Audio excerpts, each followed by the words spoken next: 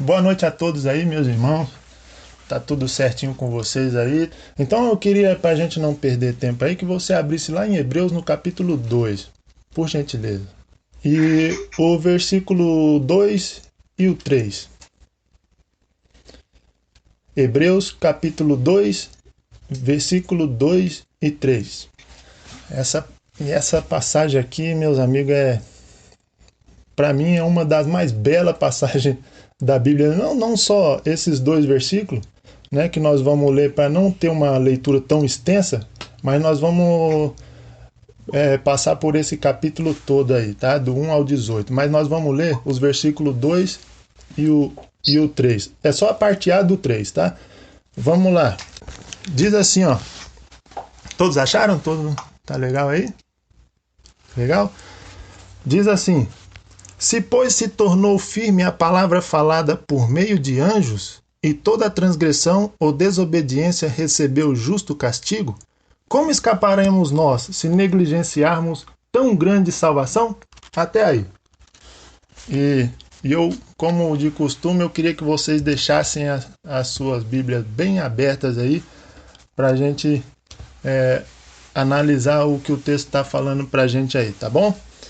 Então, olha, para a gente começar, antes, né, da gente começar, eu queria falar sobre o misticismo cristão. Eu não sei se vocês já ouviram falar disso aí, já ouviram falar só do misticismo ou só do cristianismo, mas por incrível que pareça, o misticismo cristão, ele existe, né? Não deveria, mas ele existe. O que é esse misticismo cristão aí? Eu vou tentar explicar para vocês aqui, né? Mas ele é um conjunto, né, de crenças, né, sem fundamento bíblico nenhum, e em coisas ou pessoas que dizem possuir ali uma unção, né, especial de recebida de Deus ali, diferenciada, né, que diferencia ele, né, dos cristãos comuns, né, que faz daquela pessoa um ungido especial de Deus, né, vamos dizer assim. E essas coisas ou essas pessoas se tornam ali intermediários, né, esses intermediários especiais de Deus, vamos dizer assim. Eu vou dar um exemplo para vocês, para ver se fica um pouquinho mais claro. Hoje em dia nós temos aí os apóstolos contemporâneos, né? Eu não vou citar os nomes aqui, mas vocês sabem muito bem quem são, né? Tem vários apóstolos, eles se dizem, né? Os apóstolos de Cristo, né? E esse misticismo cristão, ele se a gente pare para imaginar, você que conhece um pouquinho de outras religiões, principalmente o espiritismo, você vai lembrar que existe ali a mediunidade, né, no espiritismo. É aquela a arte, né, que o médium tem de consultar os mortos e receber dos mortos aquela resposta que a pessoa está procurando. Assim também são esses homens que se dizem ser ungidos especiais por Deus, né, que carregam milhares de pessoas junto com eles. O Papa também é um exemplo disso. Ele se diz o representante de Deus na Terra, né, o vigário de Deus, né, e que isso aí foi muito combatido na Reforma Protestante. E eu quero contar uma história para vocês. Eu tive um tio, eu digo tive porque ele, infelizmente, ele faleceu, né, e ele teve câncer de próstata, e teve uma vez que ele foi em diversas religiões procurar a cura, né, do câncer dele. Ele foi em diversas igrejas, né, e até que ele viu na televisão sobre o apóstolo, o suposto apóstolo Valdemiro, né? E aí ele falou: não, eu tenho que ir para Belo Horizonte, que ele vai tá lá em Belo Horizonte. E aí eu aproveito e já passo lá com ele, que o Valdemiro ia inaugurar uma igreja aqui muito grande, aqui lá no centro de Belo Horizonte, né? E ele: não, eu tenho que ir para lá, porque se eu chegar perto desse camarada, eu vou receber a minha cura. Se eu me aproximar pelo menos dele, eu vou receber a cura. Para você ver a distorção que essas pessoas causam, né, nos seus fiéis, nos seus seguidores. Né? Na palavra de Deus diz sobre aquela mulher que tocou em Jesus, né, que ela foi curada. E o meu tio acreditava que se ele chegasse somente perto do apóstolo, nem precisava tocar, ele seria curado. E infelizmente hoje ele não está entre nós. Mas o que eu estou querendo dizer com isso? Que esse misticismo cristão existente hoje, né, e existe já há muito tempo, até mesmo antes da igreja primitiva, ele faz com que as pessoas morram no engano. Ele faz com que as pessoas sejam enganadas, né? E aí a gente sabe que essas pessoas com crenças errôneas, a gente sabe o destino dessas pessoas. Porque nós sabemos que a salvação é pela fé. E a fé é em Cristo Jesus e nada mais. Né? E, infelizmente, hoje, eu não posso dizer onde meu tio está.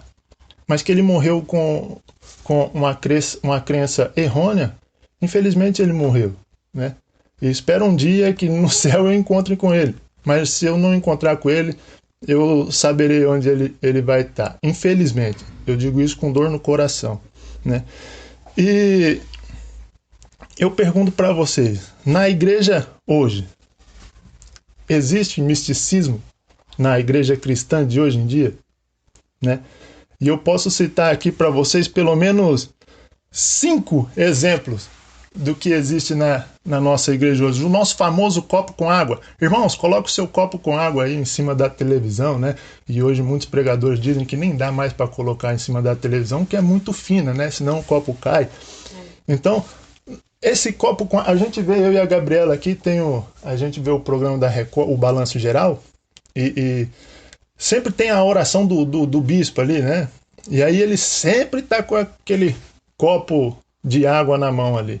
Que se beber, quando beber esse copo, as bênçãos de Deus, representa Jesus, né?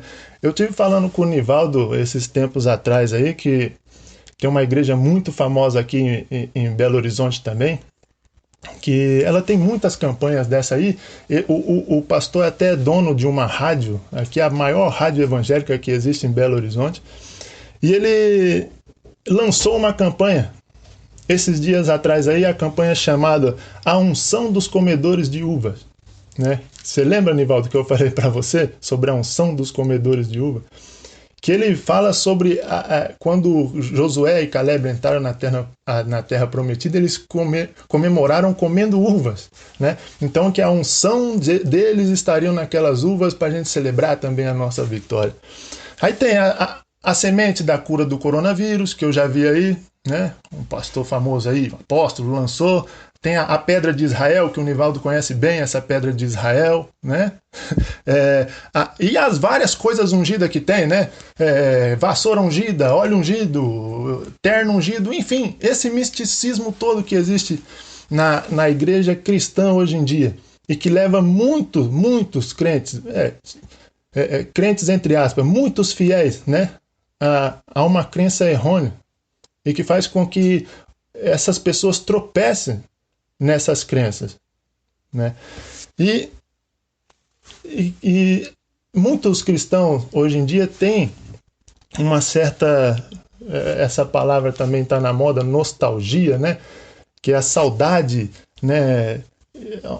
Uma tristeza, uma melancolia que gera no coração, no sentido de saudade daquelas coisas passadas, né?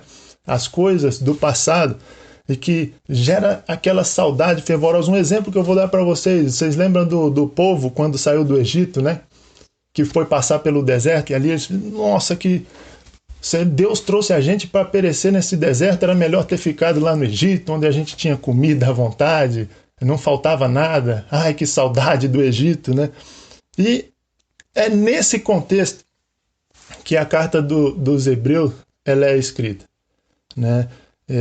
O autor ali a gente não sabe qual é o autor, porque não tem um autor definido, né? E também a gente não sabe ao certo qual eram os destinatários daquela carta ali, mas tudo indica, né, pelo título do livro, que no original é Aos Hebreus, né, tudo indica que aquela audiência ali ela era judaica, e que o que o autor usa é que com frequência ele usa as escrituras antigas, né, as instituições, as cerimônias passadas. Então isso significa que aquela audiência daquele autor ali, ela era bem familiarizada com a religião do Antigo Testamento, né, a religião judaica, né? Então a gente pode ver que o autor ele vai falar o assunto dessa carta aí, que é para ela foi a carta aos Hebreus foi escrita para exaltar a pessoa e a obra de Cristo em contraste, né,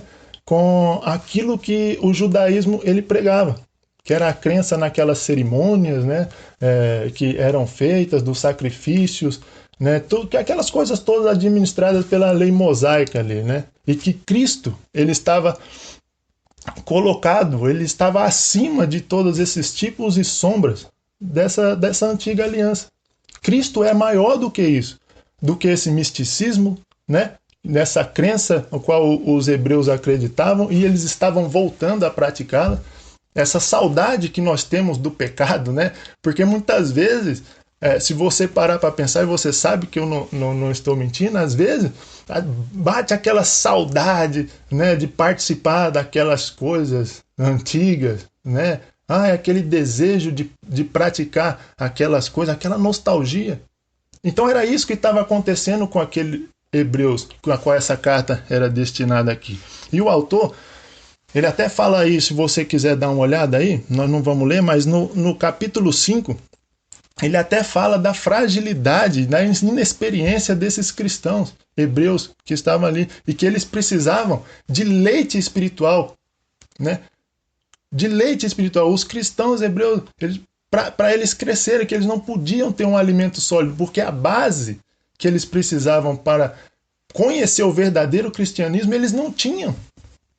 Eles estavam voltando a praticar aquelas coisas da antiga aliança. E agora já não existia mais aquela antiga aliança. Cristo veio para estabelecer a nova aliança. Mas os cristãos hebreus daquela época, eles estavam retrocedendo na fé, né? E o autor vai mostrar para eles ali que a prática dessas obras, dessa cerimônia da antiga aliança, é apostatar, é abandonar a Cristo, né? A prática desses misticismos cristãos hoje na igreja é abandonar a fé, é apostatar, abandonar Cristo, deixar ele de lado, e o qual é a revelação final de Deus, né?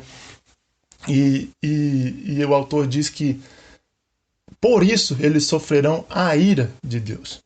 Então, eu queria que vocês observassem aí, eu só quis dar essa introdução para a gente não ficar, porque vai falar muito das cerimônias antigas, né, da obra sacerdotal, então para a gente não ficar muito perdido no contexto aqui, é só essa pincelada aí para a gente entender. Mas observe comigo aí agora o versículo 1 do capítulo 2, no qual nós vamos falar. E ele diz assim, observa comigo aí.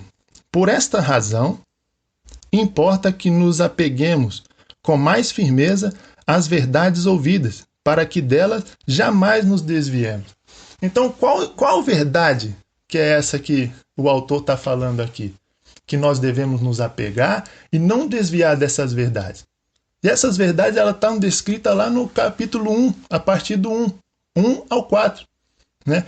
Observa comigo lá. E ele vai falar do perigo de nós negligenciarmos essa revelação final de Deus em Cristo. Né? Então, primeira coisa, ele vai falar, Cristo é a revelação final de Deus. Né? Então, leia comigo aí, o versículo 1 e 2 diz assim: havendo Deus outrora falado muitas vezes e de muitas maneiras aos pais pelos profetas, nesses últimos dias nos falou pelo Filho, a quem constituiu o herdeiro de todas as coisas, pelo qual também fez o universo. Olha só que legal isso aí. Então o autor vai falar para eles assim, olha, Cristo é a revelação final de Deus.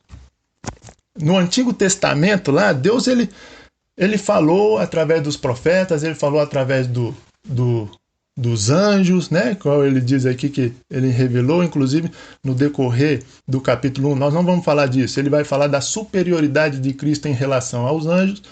Mas Deus, ele falou de muitas maneiras, de muitas formas no Antigo Testamento. Mas só que ele fala assim, mas nesses últimos dias nos falou pelo Filho. Ou seja, Jesus é a revelação final de Deus. Não existe mais outra forma de Deus falar a não ser em Cristo Jesus. Eu estou dizendo que o tempo dos profetas passou, a revelação dos anjos, mediada por anjos no Antigo Testamento, isso passou, isso acabou. Deus fala agora, ele se expressa verdadeiramente e fielmente no seu Filho, em Cristo Jesus. E quando ele diz aí, últimos dias, esses últimos dias quer dizer assim, que depois da ressurreição e da ascensão de Cristo, todos os dias são os últimos dias. Você já deve ter ouvido a frase assim, nós vivemos os últimos dias. E é exatamente isso que ele quer falar. Nesses últimos dias, ou seja, no tempo que é agora, Deus, ele fala através do seu Filho, Cristo. Ele é a revelação final de Deus. Ou seja, as práticas cerimoniais, né, os costumes judaicos e a forma de Deus falar mudaram. Cristo é superior e final. E ponto. Né? Hoje, Deus nos fala através da sua palavra, através de Cristo, que é a palavra de Deus verdadeira. Entenderam isso aí? Tá? Ou eu estou complicando muito aqui? Não, né? Eu acho que tá legal de entender. Versículo 2 desse mesmo capítulo, o versículo do 2 ao 4, e o autor vai continuar dando algumas descrições sobre a superioridade de Cristo. Ele vai falar ali, no versículo 2, ele vai falar sobre três. Ele vai descrever Deus como Filho. Você pode ver lá que nos últimos dias nos falou pelo Filho, a quem constituiu o quê? Herdeiro. Ou seja, ele é filho, ele é herdeiro e ele também é o criador do universo. Né? Ou seja, ele é filho. Essa é a condição divina de Deus. O unigênito. Ele é filho. Ele é herdeiro. Pela sua obra de redenção, né, de propiciação pelo nosso pecado, ele herdou todas as coisas. E em comunhão com a Trindade Santa, ele criou todo o universo. O versículo 3 vai falar que ele sustenta todas as coisas. Né? Ele é o sustentador. Sustentando todas as coisas pela palavra do seu poder, diz aí. E depois de ter feito a purificação dos pecados, ou seja, ele é o nosso Redentor, assentou-se à direita da majestade nas alturas, ou seja, ele está entronizado, né? Ele recebeu a majestade pela sua obra completa. E por fim, no versículo 4, ele diz assim, tendo se tornado tão superior aos anjos, ou seja, ele está falando da revelação do Antigo Testamento, né? E todas as suas cerimônias, diz Cristo tendo se tornado tão superior aos anjos quanto herdou mais excelente nome do que eles. Ou seja, Cristo, ele herdou um nome que está acima de todo nome. Ele é a palavra final de Deus à humanidade, ultrapassando toda a revelação dada pelos anjos no Antigo Testamento. Mas uma coisa aqui, eu queria chamar a sua atenção para o versículo 3. Né? E o versículo 3, ele vai falar o seguinte: ele que é o resplendor da glória e a exata expressão do seu ser. Né? Cristo, ele é o resplendor da glória de Deus e a exata expressão do ser de Deus. E o que isso significa? Aqui eu queria que você atentasse para a palavra glória, que está escrita aí. Que é essa palavra aqui, apesar do livro ser aos Hebreus, o Novo Testamento ele foi escrito no grego. E essa palavra glória aí, ela é traduzida do grego doxa, que significa literalmente elogio ou honra. E essa palavra, ela corresponde à palavra kabod. Você deve já ter ouvido falar sobre isso aí. Você lembra do filho lá da nora de Eli, né? O Icabod, né? Essa palavra aí é kabod em hebraico, que literalmente significa grande peso. Né? Mas Bernardo, agora que eu não estou entendendo nada mesmo, grande peso, ele é é o resplendor do grande peso de Deus. Esse peso aí é no sentido de... como é que eu vou falar para vocês? De fama. Fama, vamos dizer assim. Ó, vamos dar um exemplo aqui. Você... Hoje, qual que é o nome de peso do Brasil? Né? Qual o nome de peso mundial? Né? Quando um dirigente ele vai contratar um jogador, né, e ele fala assim, hoje eu vou anunciar para vocês um jogador de peso, de fama, né, experiente, já experimentado. Né? E aqui ele está querendo dizer sobre essa grandeza de Deus, sobre a majestade, a autoridade, a honra de Deus. Ou seja, Jesus ele possui e manifesta exatamente a glória, a grandeza, a majestade de Deus. Esse cabode de Deus, esse grande peso de Deus. Vou melhor explicar. No Antigo Testamento, o Deus ele não podia ser visto. Né? Deus se revelava através de tipos e sombras. Né? A gente chama isso de teofania, né? Manifestação.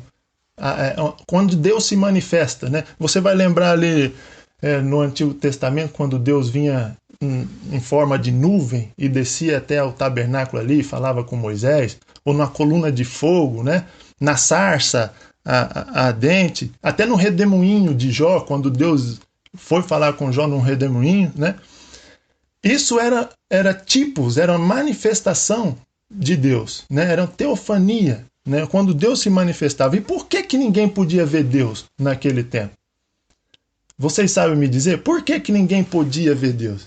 E uma coisa, Moisés ele vai responder isso aí pra gente. Na verdade, o próprio Deus vai responder isso aí pra gente, mas interagindo com a figura de Moisés aí, que é lá em Êxodo 33, no 20. Não precisa abrir não, você vai saber bem que é quando Moisés é colocado na fenda de uma rocha, e Deus ele vai passar, né, por detrás dele para que Moisés veja um pouco da glória de Deus. E ele está de costa, né? Porque diz assim, a palavra lá para a gente ver o porquê. Êxodo 33, 20. E acrescentou: não me poderás ver a face, porquanto homem nenhum verá a minha face e viverá. Ou seja, o homem morreria se visse a face de Deus. Tamanha é essa cabode, esse peso, essa glória de Deus. Então, no Antigo Testamento, o homem nenhum viu a face de Deus.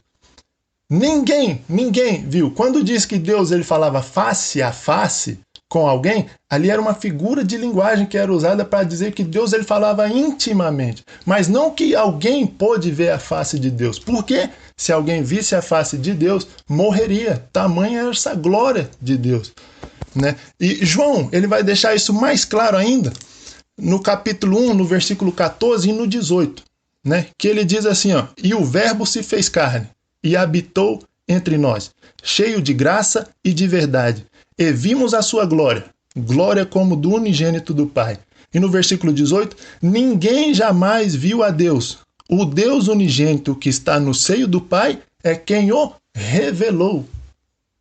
Ou seja, ninguém jamais viu a Deus, mas o unigênito, o Filho de Deus que está no seio do Pai foi quem o revelou. Ou seja, o autor está querendo dizer aqui que a revelação que Deus no Antigo Testamento era velada, sombreada, escondida, né? Jesus lançou luz sobre essa sombra, sobre esses tipos, tornando a glória de Deus, acabou de Deus, né? Visível em si mesmo. Ou seja, Cristo ele manifesta exatamente quem Deus é. Ou seja, hoje nós somos privilegiados porque nós podemos ver Deus na pessoa de Cristo, né? Nós podemos ver Deus exatamente como Ele é, se nós olharmos para Cristo. Segunda coisa, então por que nós devemos nos apegarmos a Cristo, que é a revelação final de Deus? Volta lá para o capítulo 2, os versículos 2 e 3. Tem dois motivos aí por que nós devemos nos apegarmos a isso, a Cristo, que é a revelação final de Deus. E o motivo 1 está ali em Hebreus capítulo 2, 2 e 3. No versículo 2 ele vai dizer assim, ó: se pois se tornou firme a palavra falada por meio de anjos, e toda a transgressão ou desobediência recebeu justo castigo, como escaparemos nós se negligenciarmos tão grande salvação, a qual, tendo sido anunciada inicialmente pelo Senhor, foi-nos depois confirmada pelo que o ouviram, né? Olha só, nesse versículo 2 aí, ele vai falar o primeiro motivo por que nós devemos nos apegar a essa revelação final aí. Por quê? Todas as pessoas que rejeitaram a palavra mediada por anjo do Antigo Testamento, elas receberam o justo castigo, né? E agora o autor pergunta assim, e agora como que nós escaparemos da ira de Deus se nós rejeitarmos agora a salvação proclamada em Cristo Jesus? Esse é o primeiro motivo, porque os pecadores receberão a punição por rejeitarem a Cristo, por continuarem no seu pecado, por serem incrédulos, né, e não darem crédito à palavra de Deus. Segundo motivo, no 3 e no 4, qual diz assim, ó, a qual sido anunciada inicialmente pelo Senhor, foi-nos depois confirmada pelos que a ouviram, dando Deus testemunho juntamente com eles por sinais, prodígios e vários milagres, e por distribuições do Espírito Santo segundo a sua vontade. O segundo motivo por que nós devemos nos apegar à palavra de Deus, né, a final de Deus em Cristo Jesus, é porque, olha o versículo 3, diz aí que ela inicialmente ela foi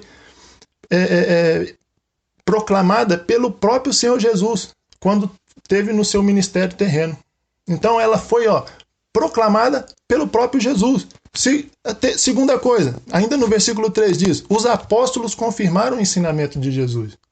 Então o que eles ouviram, como diz aí, o que eles ouviram, eles transmitiram, confirmando a palavra de Deus. E a terceira coisa, os milagres que acompanhavam os apóstolos aí, confirmaram a mensagem de Cristo na igreja primitiva.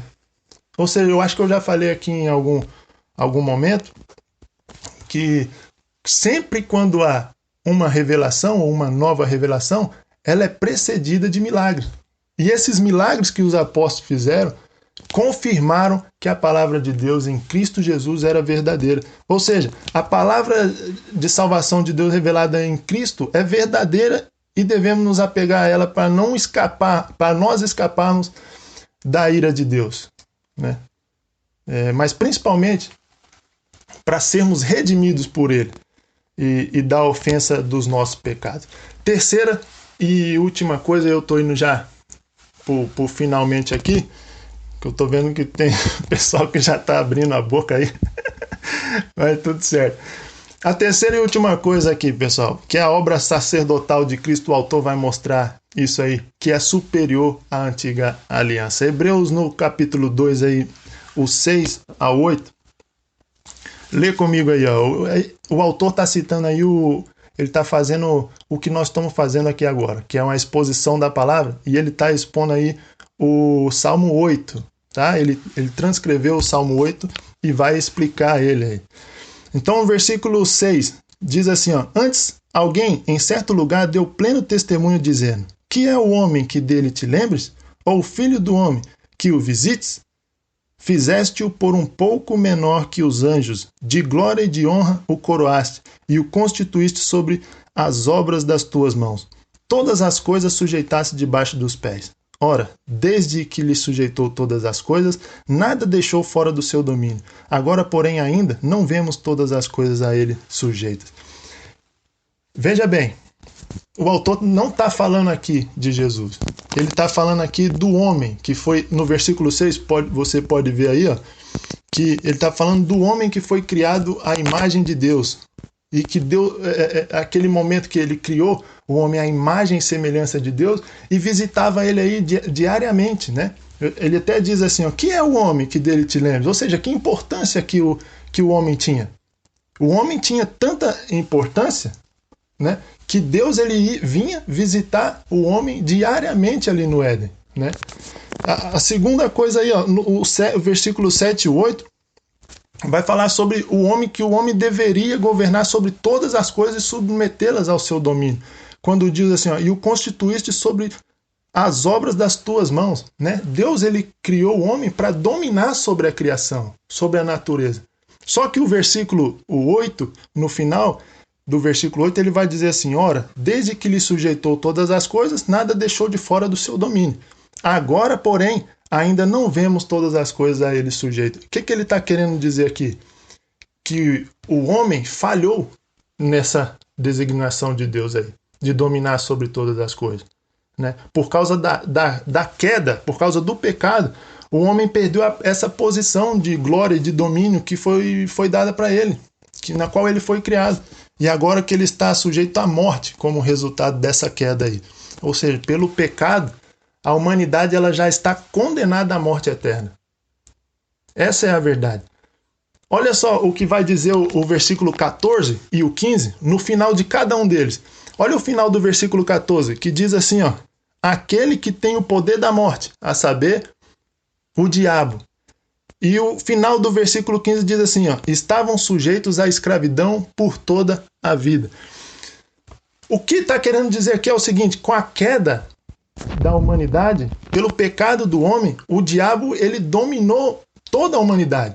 Ele subjugou a humanidade e tem domínio sobre ela.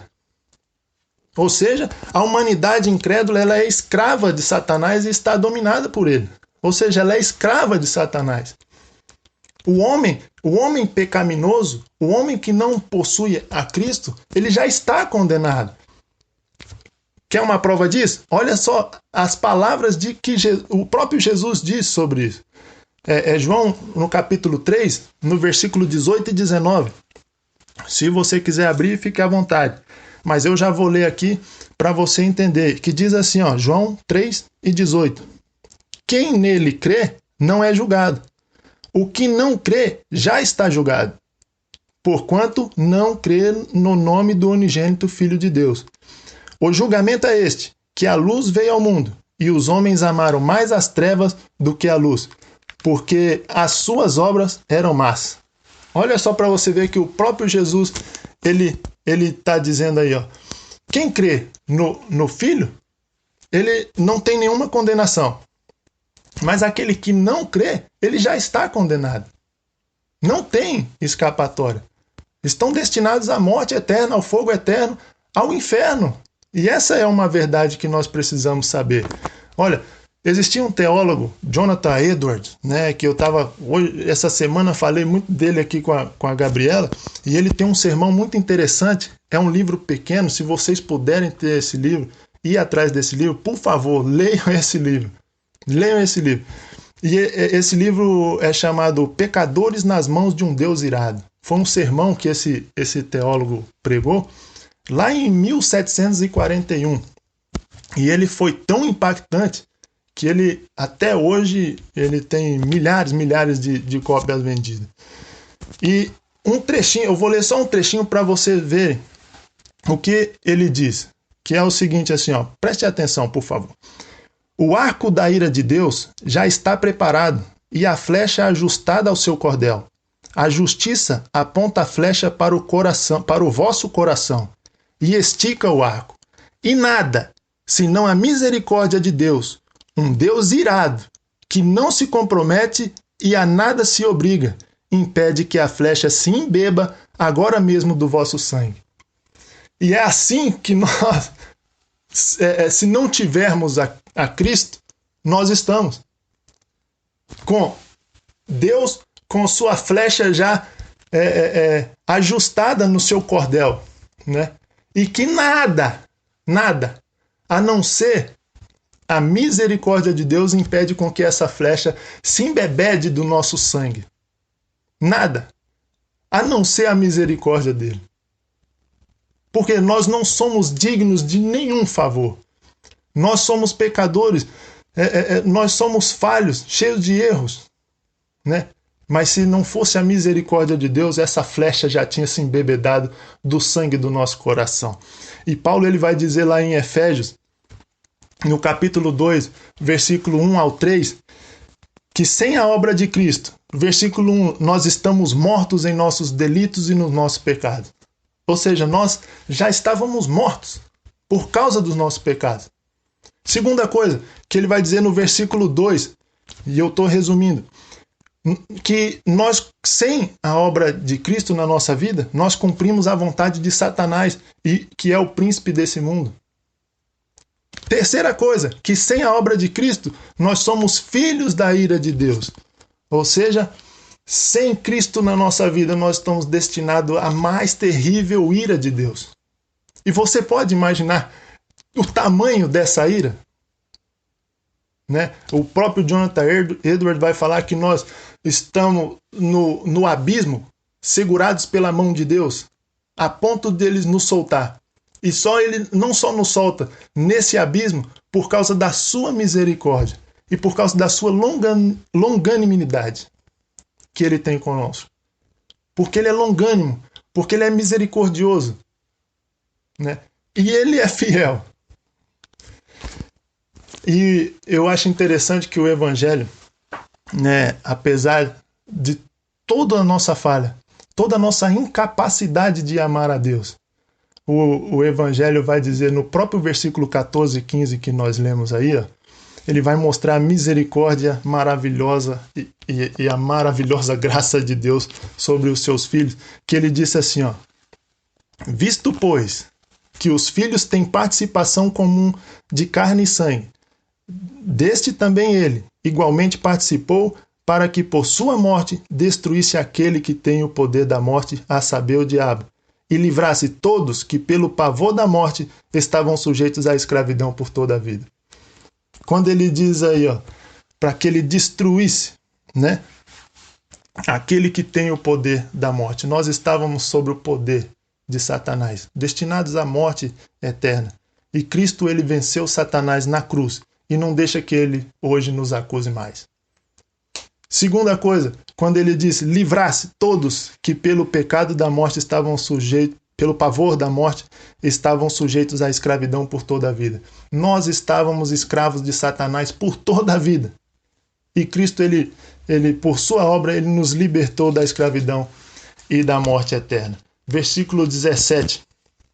E já depois, só para a gente fazer as aplicações, versículo 17 diz o seguinte: por isso mesmo, convinha que em todas as coisas se tornasse semelhante aos irmãos, para ser misericordioso e fiel sumo sacerdote nas coisas referentes a Deus, e para fazer propiciação pelos pecados do povo. Olha só que interessante isso aí. O autor acaba dizendo assim, ó, que Jesus é o sumo sacerdote. Ou seja, quando diz ali que ele, em todas as coisas, convinha que em todas as coisas se tornasse semelhante aos irmãos.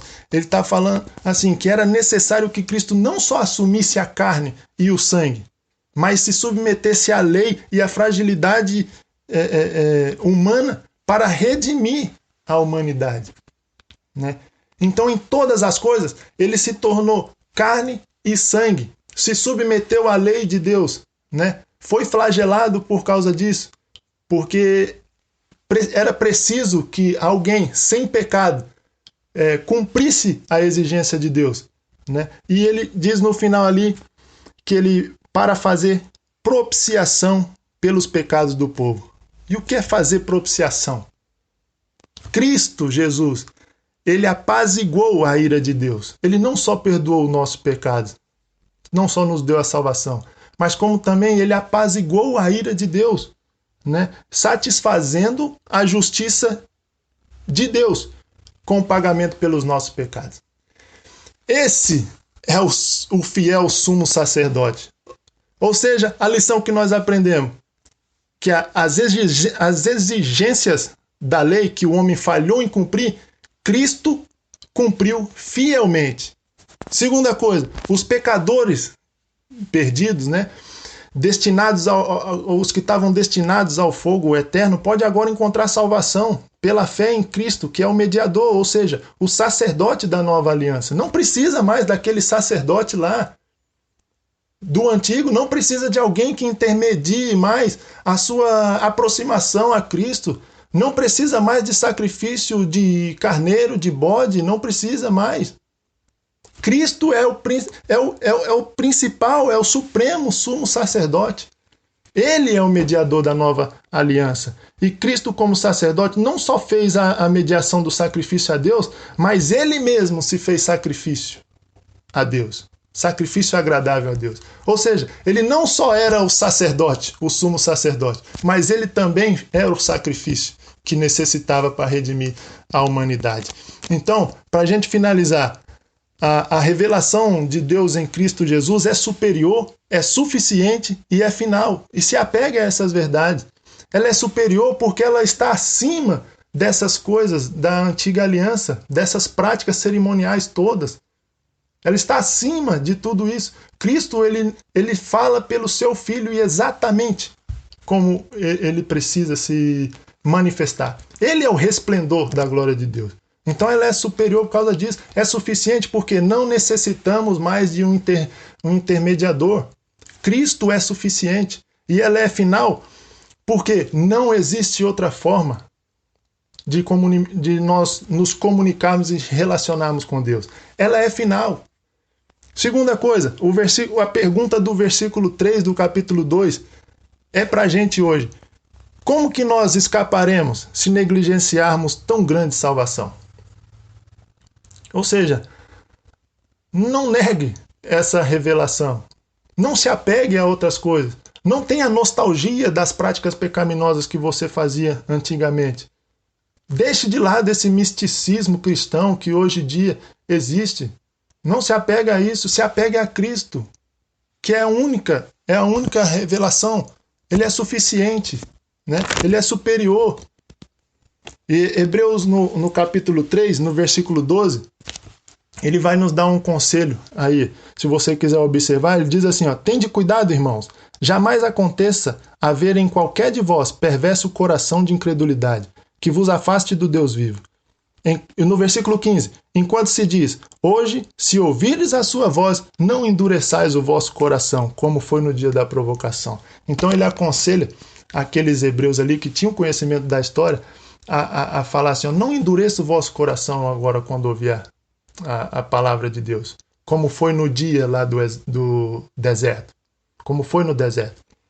E a terceira coisa, para eu finalizar, que eu sei que vocês estão aí agoniados, é o seguinte, em versículo 3, a lição número 3, a palavra de Deus nos dá segurança de chegarmos ao trono da graça confiantes, mesmo que nós errarmos, né?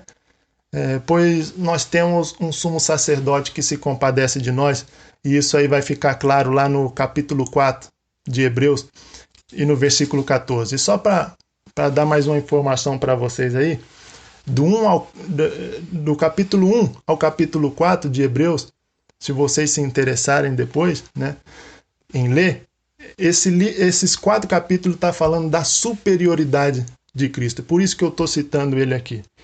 Olha só o que diz lá no capítulo 4, versículo 14. Tendo, pois, a Jesus, o Filho de Deus, como grande sumo sacerdote que penetrou os céus, conservemos firmes a nossa confissão, porque não temos sumo sacerdote que não possa compadecer-se das nossas fraquezas. Antes, foi ele tentado em todas as coisas, à nossa semelhança, mas sem pecado. Acheguemo-nos, portanto, confiadamente junto ao trono da graça, a fim de recebermos misericórdia e acharmos graça para socorro em ocasião oportuna. Então, meus irmãos, essa é a palavra que eu queria deixar hoje e queria dizer para vocês assim, ó, se apeguem a Cristo, se apeguem. Como diz lá no versículo o 3 do capítulo 2, né? Se apeguem, porque senão como que nós vamos escapar da ira de Deus? Se apeguem, Cristo é o sumo sacerdote. Ele não só intermediou o sacrifício, como ele mesmo foi o sacrifício por nós. Então, há uma esperança. E essa esperança está em Cristo Jesus, o nosso sumo sacerdote, né? Supremo sumo sacerdote. Que Deus abençoe vocês. Me perdoe pelo tempo se eu me estendi bastante, mas eu precisava falar até o final essa mensagem, que eu creio que é uma mensagem muito, muito importante para nós nos dias de hoje. Se apeguem, que nós possamos nos apegar cada dia mais à palavra de Deus, né? Deus abençoe.